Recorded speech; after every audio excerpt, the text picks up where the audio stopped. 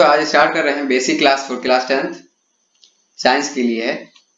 तो basic class के अंदर आप 6 चीज के बारे में जानते हैं। पहली बात है एटॉमिक नंबर फ्रॉम 1 to 10, और दूसरी बात है इलेक्ट्रॉनिक कॉन्फ़िगरेशन, और तीसरी बात है वैलेंस इलेक्ट्रॉन, चौथी बात है check metal, non metal and metalloid and inert, और पांचवी बात है कार्बन ने, और छठी बात है concave mirror and convex mirror. तो एटॉमिक नंबर की बात करते हैं। एटॉमिक नंबर कम से कम आपको 1 से 10 तक जानना जरूरी है। अगर 1 से 10 तक जानते हैं तो ये सजेशन दे सकते हैं आपको कि आप साइंस के अंदर आगे की तरफ जो पढ़ाई करेंगे 10 क्लास के अंदर कंप्लीट है कि आपको हर एक बात समझ में आएगी। तो पहली बात है एटॉमिक नंबर 1 जिनका नाम हाइड्रोजन है, और एटॉमिक नंबर 2 जिसका नाम है हेलियम, और इनको डिनोट करते हैं किसी सिंबल से जिसका नाम H है, दूसरा He है।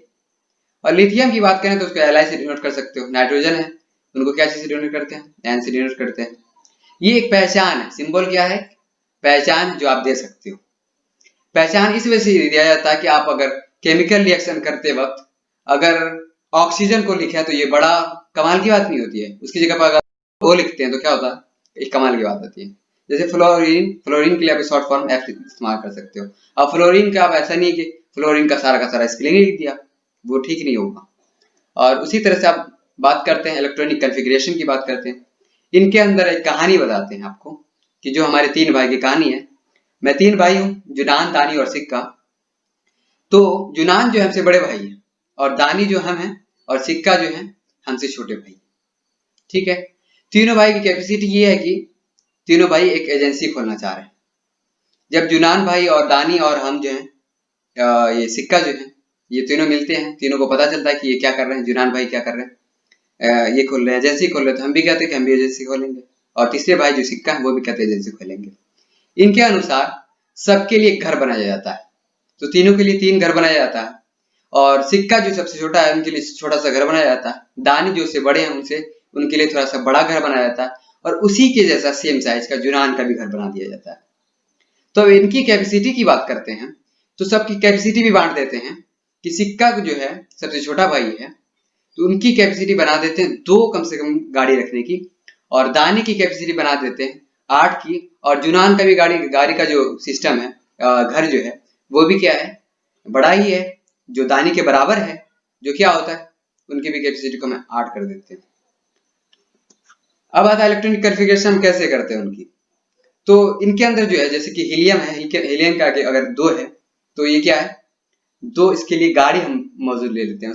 बोरोन है, बोरोन के लिए क्या लेते हैं 5 गाड़ी ले लेते हैं। और उसी जगह पे आता है कार्बन, कार्बन के लिए क्या लेते हैं 6 गाड़ी। तो ये सभी गाड़ी को क्या करते हैं, डाइवर्ट करते हैं, लिखने की कोशिश करते हैं। जैसे कि सबसे पहली बात है एजेंसियों के अंदर सबसे पहले अगर 10 गाड़ी आता है, जैसे नियोन की बात करते हैं, 10 गाड़ी आया तो उसको भरने की कैपेसिटी क्या क्या है कि पहले में हम 2 भरते हैं, दूसरे में क्या भरते हैं 8 भरते हैं। मतलब सबसे छोटा वाला भाई का घर क्या है K है, जिसकी कैपेसिटी 2 ही है, उसके अंदर क्या करते हैं हम 2 को भर देते हैं। उसके बाद L है जो मेरी कैपेसिटी है, हम उसके अंदर भरते हैं। जब बच जाता है और भी तो क्या करते हैं M के अंदर भरते हैं। उसी तरह बोरोन के जो 5 नंबर पे पड़ता है तो उनकी बात करें तो वो पहला में क्या भरते हैं हम 2 गाड़ी को भर देते हैं, उसके बाद दूसरे में क्या भरते हैं 3 गाड़ी को भर देते हैं। इस तरह से कंप्लीट करते जाते हैं, जितनी गाड़ी होती है उस टाइप से कंप्लीट कर जाते हैं।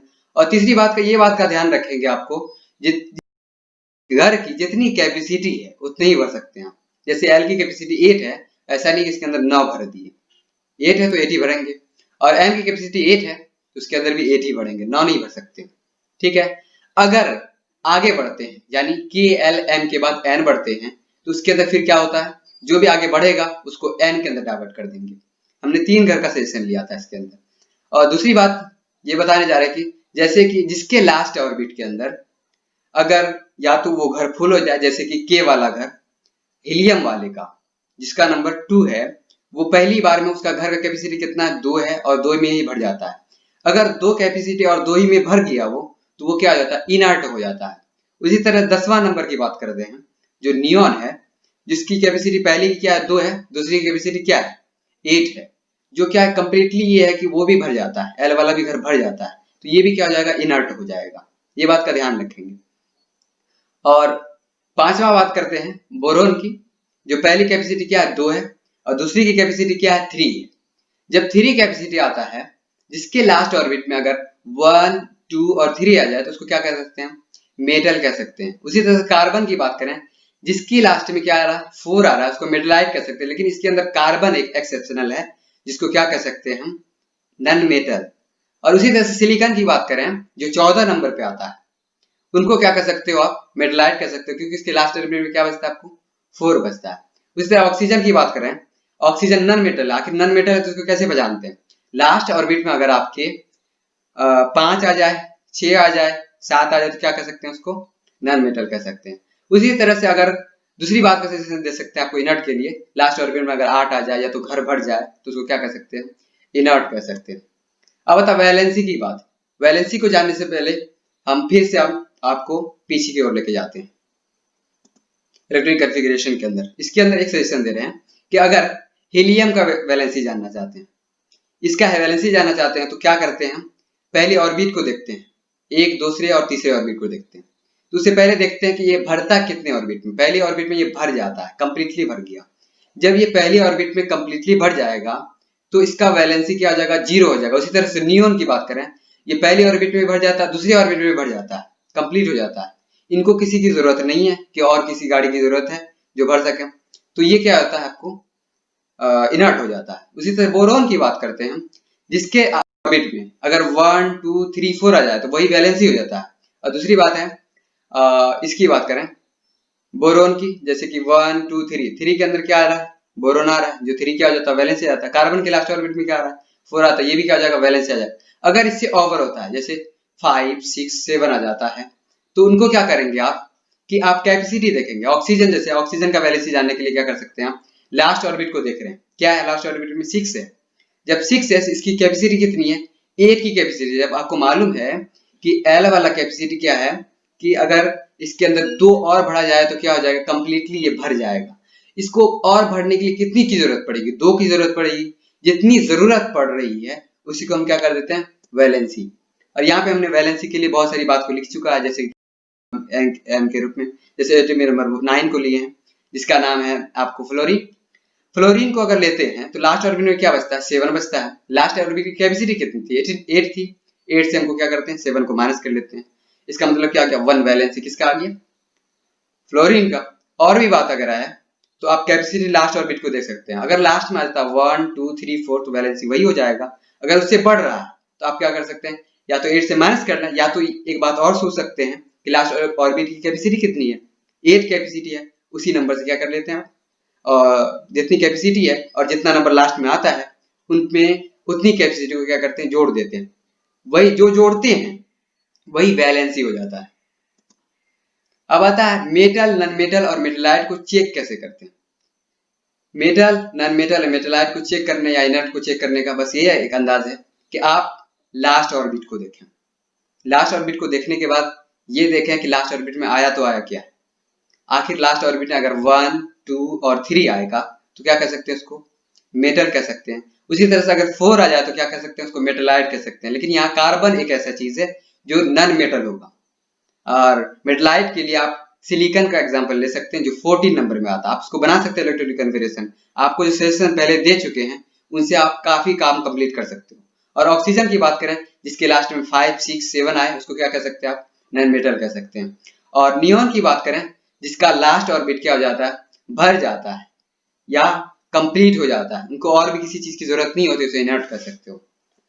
फिर भी आपको यहाँ पर हम मेटल और नन मेटल और मेटेलाइट और इनर्ट के बारे में बता दिया लास्ट ऑर्बिट की बात, कि लास्ट ऑर्बिट में अगर 1 2 3 आता है तो उसको मेटल कह सकते हो।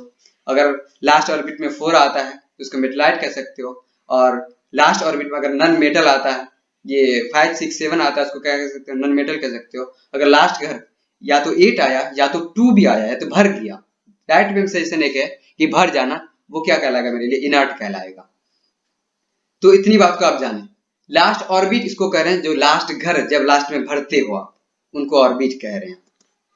अब आता है कार्बन के नेम के बारे में बात करते हैं। कार्बन के नेम के बारे में बात करते हैं, जिसके अंदर एक कार्बन, किसी भी कंपाउंड के अंदर एक कार्बन मौजूद होगा उसको मीथ कह सकते हो। अगर किसी भी कार्बन कंपाउंड्स के अंदर 2 कार्बन मौजूद रहा, जैसे सी 2 कार्बन मौजूद हुआ, तो इसके अंदर क्या कह सकते हो, उसको ईथ कह सकते हो। जिस कार्बन के अंदर, कंपाउंड्स के अंदर 3 सीसी हो, मतलब सी हो, तो उसको प्रोपेन कह सकते हो या प्रोप से डिनोट कर सकते हो। Methane, ethane, propane, butane, pentane, hexane, heptane, octane, nonane, decane. ये हमने AN को जोड़ के बनाया है। ANE यहाँ पर दे सकते हो आप। You also add this name. ये ANE को जोड़ के क्या कर सकते हो आप, आसानी से याद कर सकते हो। जैसे कि मीथ है, असल में मीथ होता है, लेकिन ANE एक पार्ट्स है, अल्केन का पार्ट्स है, इस वजह से ANE को जोड़ के काफी हद तक इसको सही कर सकते हैं, याद कर सकते हैं, इस वजह से हमने AN को जोड़ दिया।